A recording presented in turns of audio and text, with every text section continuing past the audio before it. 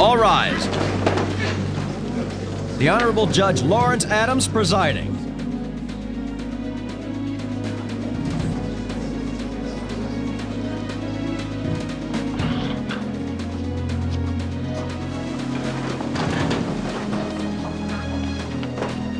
Ladies and gentlemen, court is now in session.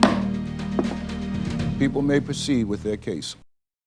Ladies and gentlemen of the jury, Tommy Wu was a person with thoughts, dreams, and ideals, all of which were destroyed on the evening of January 24th, when Tommy was murdered in cold blood by the defendant, Michael Fong. You will hear in the testimony of Cindy Chen how the defendant came into Hal's bar with a group of Chu Sing gang members and headed straight for Tommy Wu. You will hear how Tommy was choked with a steel cable and dragged to the floor. The evidence will show that the defendant took Tommy's gun away from him and used it to shoot him dead. You will hear the testimony of Alan Brody, who was the security guard on duty at Hal's bar on the evening of January 24th. I expect that you will hear him describe how one of the Chu Sings entered Hal's bar armed with a length of steel cable, a crude but effective weapon which he intended to use on the victim. The defendant is charged with first-degree murder. The evidence will show he is guilty of this charge.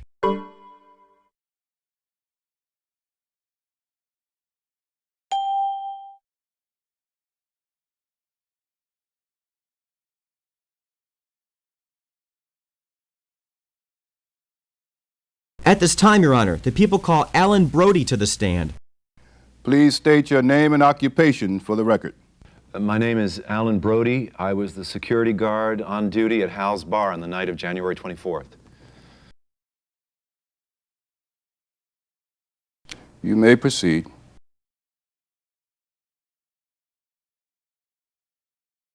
Mr. Brody, please look at this official DMV report and tell me what it says.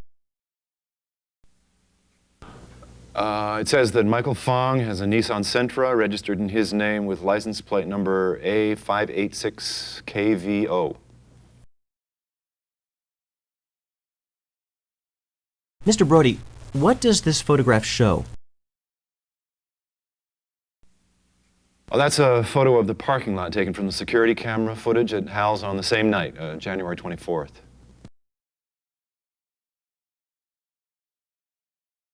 Is there a car in the photograph with license plate number A586KVO? Yeah, it's right there, the white Nissan Sentra.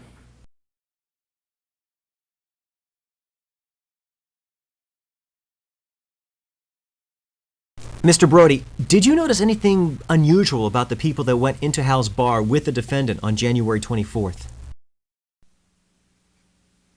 Well, the only thing I remember noticing in particular was that one of the guys was carrying a piece of cable in his hand when he walked in.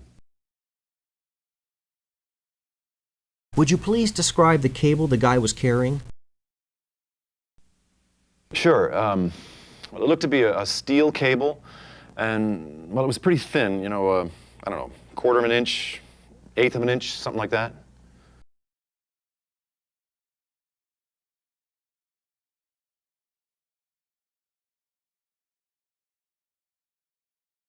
No more questions, Your Honor.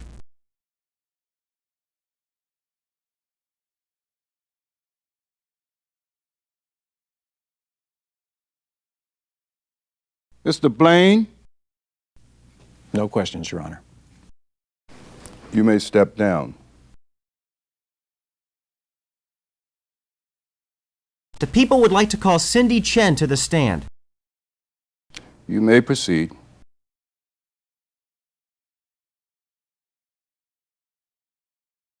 Did you witness the first contact between the attackers and Tommy Wu on the evening of January 24th?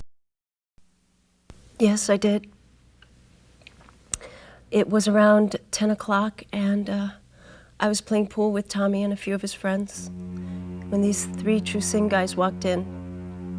And they just kind of stood around, not saying anything, but I could tell they were looking for trouble.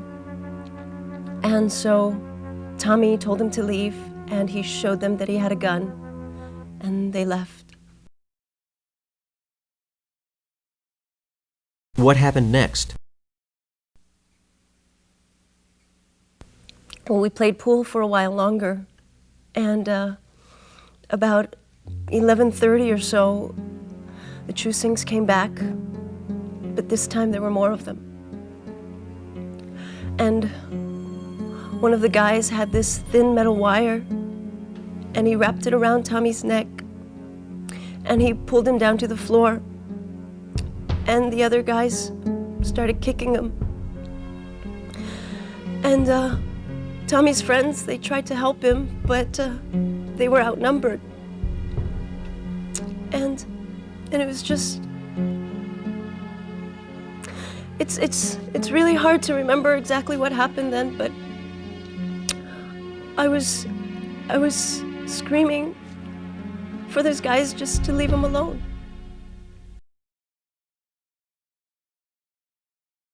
When was the gun pulled? It was when Tommy was already on the ground, and they were all kicking him, and he reached for his gun, and somebody knocked it out of his hand, and that's when the guy with the tattoo on his hand grabbed the gun.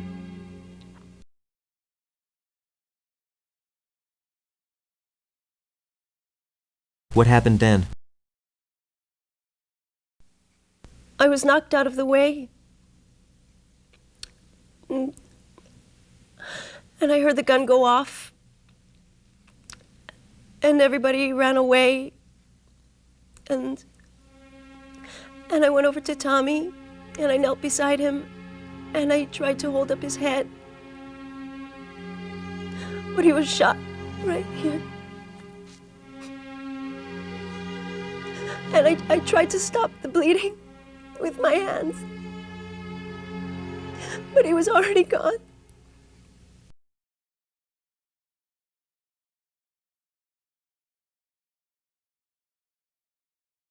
Miss Chen, independent of anything you have witnessed between the date of this shooting and today, do you see the person in court that took the gun and shot Tommy Wu?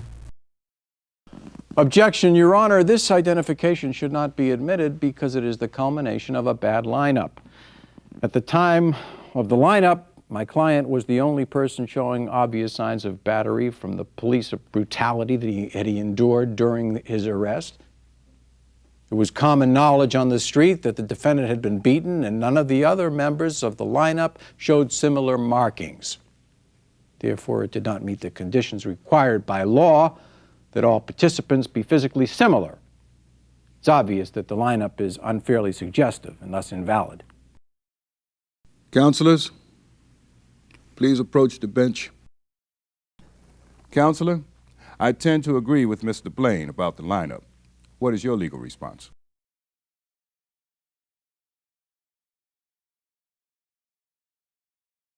Even where the lineup has been ruled invalid as unfairly suggestive, evidence of an independent and untainted in court identification is still admissible according to People v. Nguyen. Mr. Blaine, your objection is overruled. The witness may answer the question. Yes. He's right there.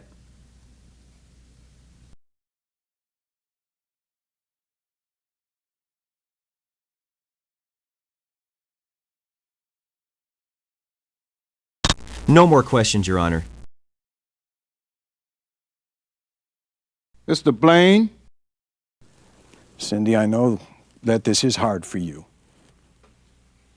And I do want to commend you for holding up as well as you have. Do you feel that you can handle just a few questions about your relationship with Tommy Wu? I think so. Did you and Tommy spend a lot of time together? We did everything together for the last 3 years. Were you planning on getting married? Yes, we talked about it. Cindy, is there anything that you wouldn't do for Tommy? No. I would have given my life for him. Well, If you were willing to die for him, doesn't it naturally follow that you would also lie for him? But I'm not lying. Cindy, isn't it true that you made up this entire story about what happened between your boyfriend and my client because you wanted somebody to pay for Tommy's death? But you really have no idea what happened that night, do you?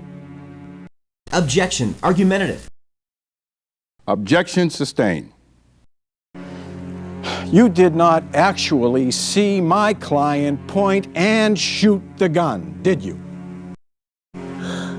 Well, I saw him pull the gun and point it, but then I got pushed out of the way. But even so, it went off right after that, just a couple of seconds later.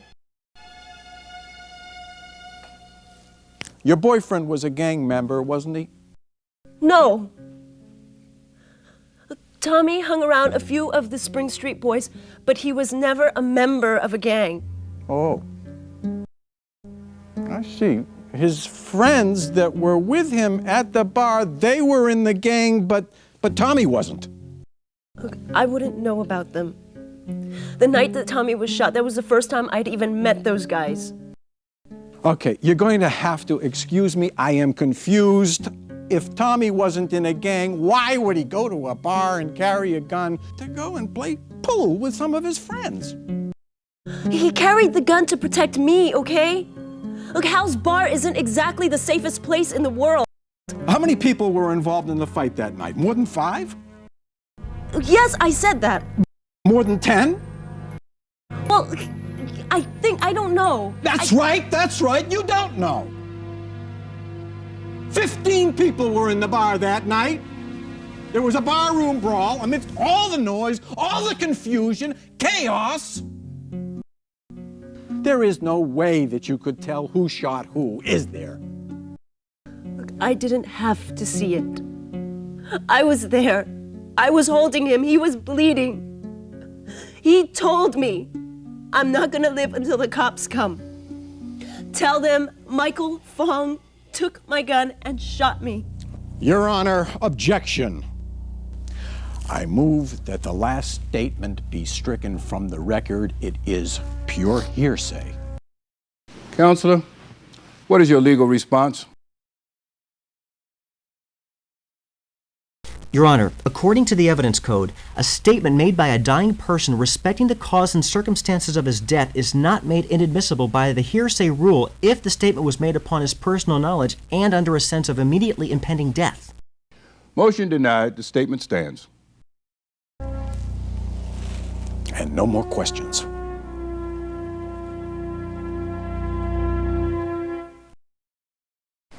You may step down.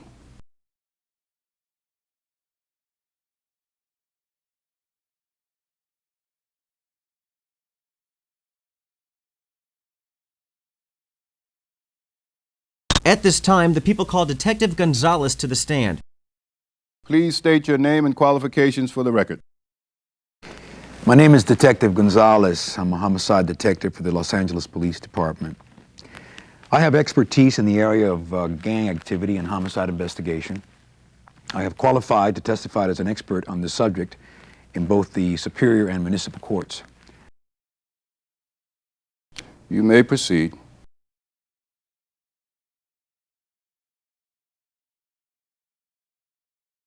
Please describe the events leading up to your arrest of the defendant. Objection. Your Honor, the arrest of the defendant should be ruled illegal because the crime was committed outside of the officer's presence. Counselors, I'd like to see you at sidebar. What's your legal response?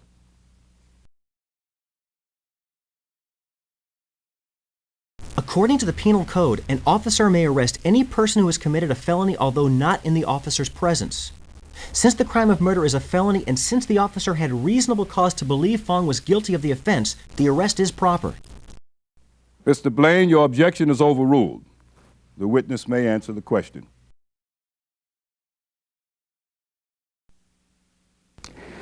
On January 25th at around 9:30 p.m., I went to the corner of College and Broadway, accompanied by 2 uniformed officers.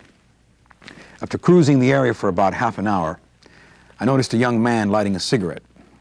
The flame from his lighter drew my attention to the tattoo of a rat on his right hand. I pulled over and asked him if he would answer a few questions, and he immediately began to run. After pursuing him for several blocks, we apprehended him, and he had to be forcibly placed into the squad car.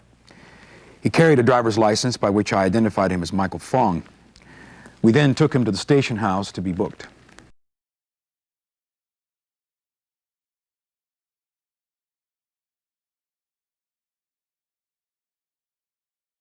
What did you find when you arrived at the crime scene at Hal's Bar on the evening of January 24th? When I arrived at Hal's Bar, there was an Asian male lying dead on the floor with a gunshot wound to the head. The victim's girlfriend, Cindy Chen, identified him as Tommy Wu. There were 3 people in the building who had been present during the shooting, and I had them accompany me to the station for questioning.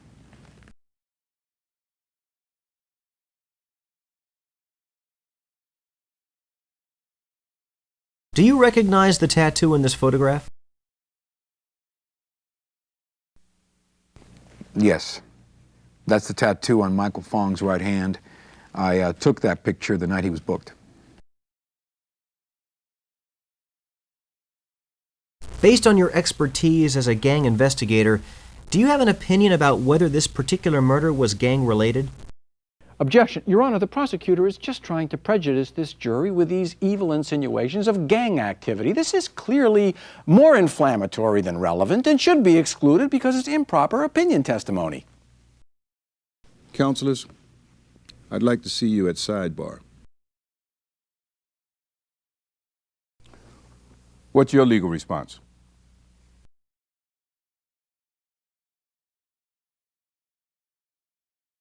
According to People v. Sandoval, evidence of gang activity is admissible where it shows the motive for a murder. The defendant's status as a gang member should be admitted because it provides a motive for the killing, which was a battle over turf between rival gangs. Mr. Blaine, your objection is overruled. The witness may answer the question.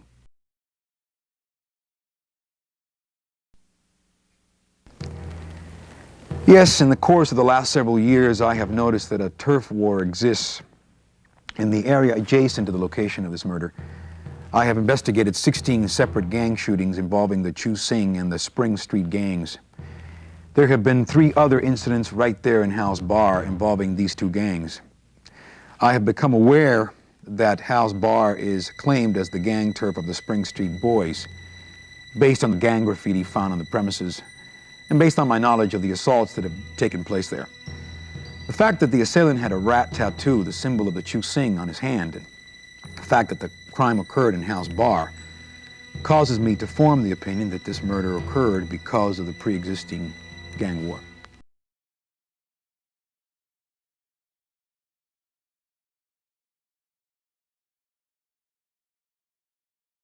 No more questions, Your Honor.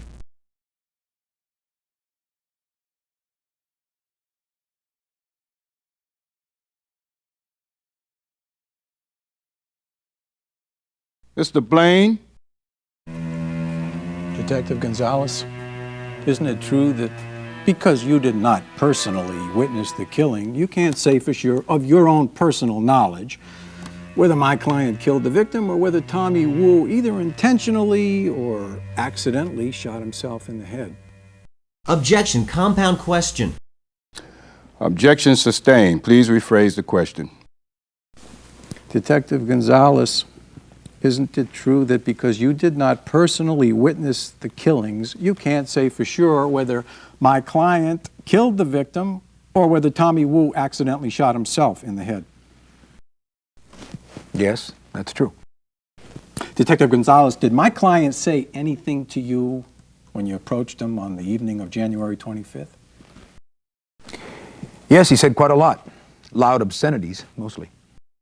Did it ever occur to you that some of the problems you encountered while bringing my client into custody were a direct result of your Gestapo-like tactics? Objection. Assumes facts not in evidence. Objection sustained.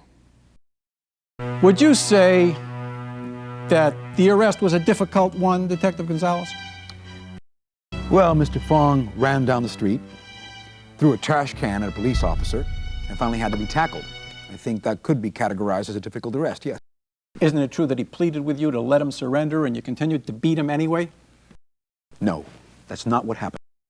Come on, Detective Gonzalez. Aren't you just charging this man because you beat him unnecessarily and now you want to avoid a lawsuit? Objection. Argumentative. Objection sustained. Your Honor, this is just another example of unjustified police brutality. The violence exhibited by this officer was completely unwarranted by the behavior of my client. I move that this case be dropped. Motion denied. Calm yourself, Mr. Blaine, and please allow the witness to answer the question.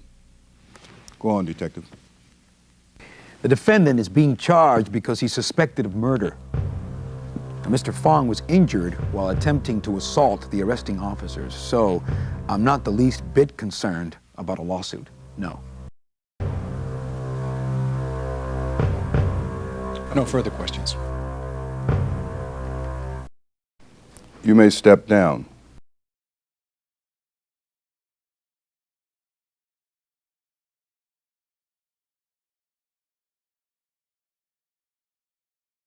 The people call Sam Iverson to the stand. Please state your name and qualifications for the record. My name is Sam Iverson. I am a coroner for Los Angeles County. I have an expertise in the area of forensic pathology. You may proceed.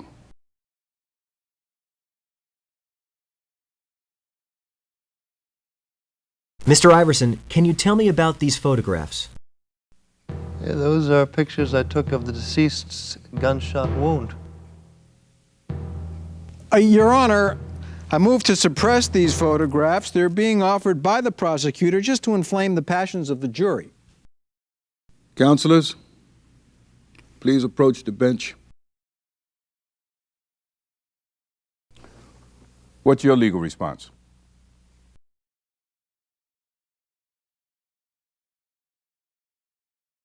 Your Honor, the photograph which depicts the bullet path through the skull is significant in determining the circumstances of Mr. Wu's death. When examined along with the rest of the evidence, it shows the deliberate nature of the shooting. It provides more relevant information than unfair prejudice and therefore should be admitted. Motion granted on photograph A. However, photograph B will be admitted.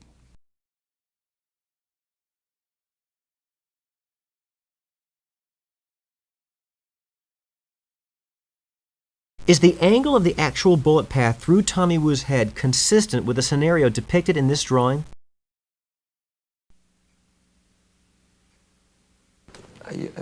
Yeah, I think so. See, if the victim was lying on his back while the shooter was standing somewhere around his feet, like the drawing indicates, and he pointed the gun up toward the head, well, the bullet would have entered right between the eyes and exited the back of the head just as you saw in the photograph.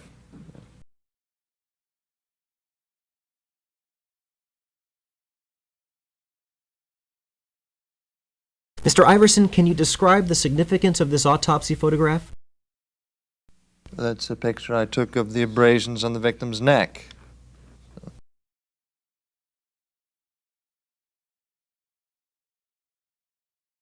Mr. Iverson, did you perform an autopsy on the body of Tommy Wu?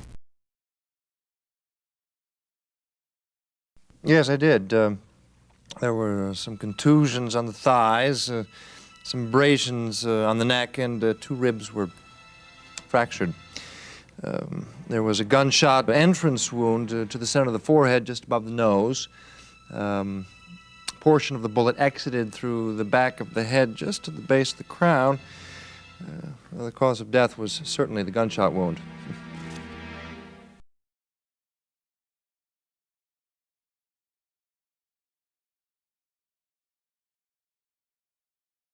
No more questions, Your Honor.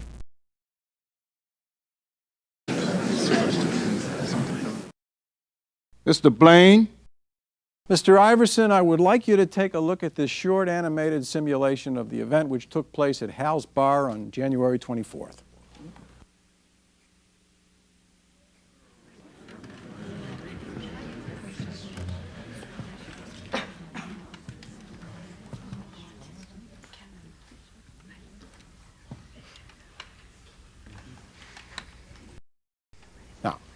In your expert opinion, are the characteristics of the bullet wound you analyzed consistent with the scenario that you just saw? Oh yeah, it definitely could have happened like that. Because if the weapon was fired at waist level, as is shown there, the bullet would have basically taken the same path as in the first drawing. Well, no further questions. You may step down. At this time, Your Honor, the people call Christina Travis to the stand. Please state your name and qualifications for the record. My name is Christina Travis. I'm a criminalist for the LA County Police Department. You may proceed.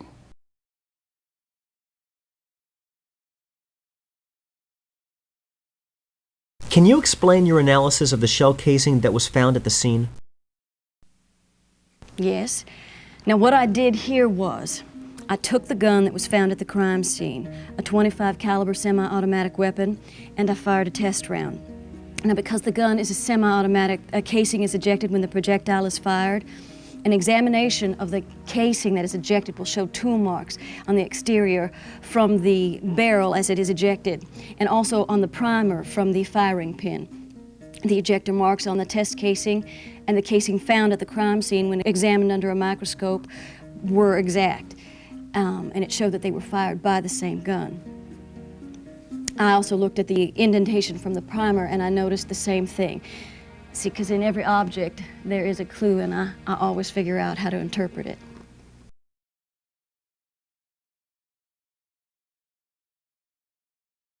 Miss Travis, did you attempt a fingerprint identification on the weapon found at the crime scene? Yes, I did, Counselor. I lifted a couple of very clean prints from that weapon, one of which belonged to the victim, Tommy Wu, and the other to the defendant.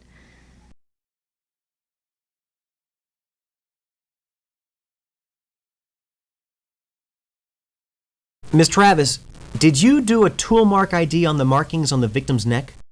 Objection, Your Honor, the question is clearly irrelevant. Counselors, I'd like to see you at sidebar. What's your legal response?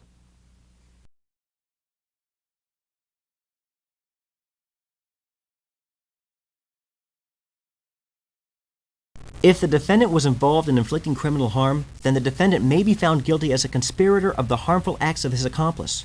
Criminal liability extends to the actual, not the intended crime. Mr. Blaine, your objection is overruled. The witness may answer the question. Oh, yes, I did. This type of mark isn't too difficult to identify because of the sharpness of the lines. And you can also tell, since it cut into the skin, that the marking was made by a very thin wire. In this case, a steel cable about 1/16 inch in diameter.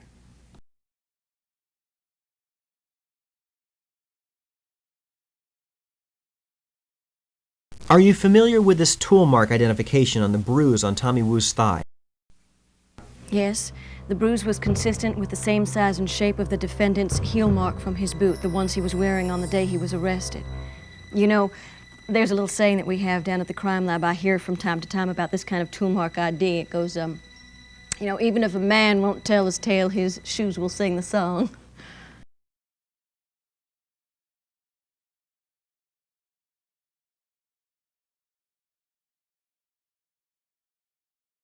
No more questions, Your Honor.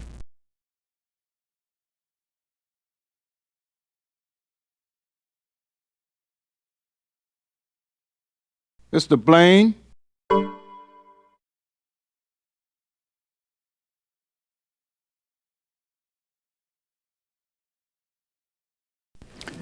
Ms. Travis, the bruises and abrasions on the body could all have been inflicted by a person attempting to defend themselves against being shot, couldn't they?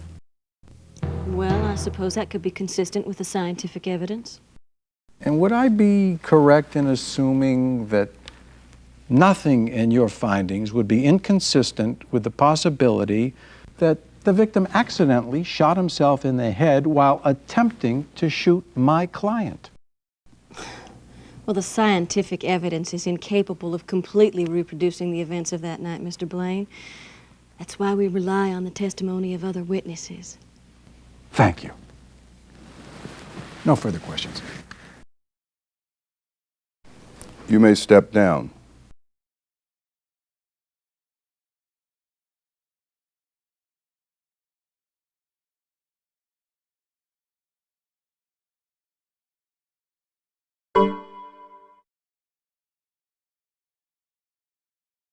At this time, Your Honor, the people rest.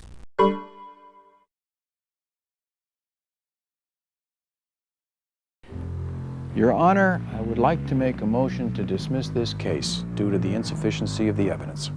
Motion denied. At this time, the court is adjourned until tomorrow, at which time we will proceed with the case for the defense. Counselor, please approach the bench. Well, you laid out every aspect of the crime nice and neat. If all goes well tomorrow, you'll be in good shape. Hello again. I saw you on TV this morning. You know, Chinatown used to be such a nice area. Hopefully you're going to get it back on track. You're becoming a regular TV star, aren't you? You and Victor Blaine both. Beats the soap operas all to hell. Counselor, when I was a kid, I ran with a gang. There weren't as many guns around then, but just as many gangs. There's always been gangs. Everyone wants to feel like they're somebody, feel like they belong. It's only human nature. I got a couple of tattoos and a couple other scars to show for it. We did our little crimes, rattle the cage. Dead fish don't make waves, you know. Nowadays, our crimes wouldn't be considered nothing more than mischief. These kids today, their faces are so hard they sleep with their heat under the pillow. Hey, if you don't expect to live to be 20, then the threat of getting sent upstream for an extra nickel's worth just ain't that scary. When you got nothing to gain, then you got nothing to lose. That makes for a bad attitude, and a bad attitude with a gun, well, that scares me. And it should scare you too, Counselor. Have a good one.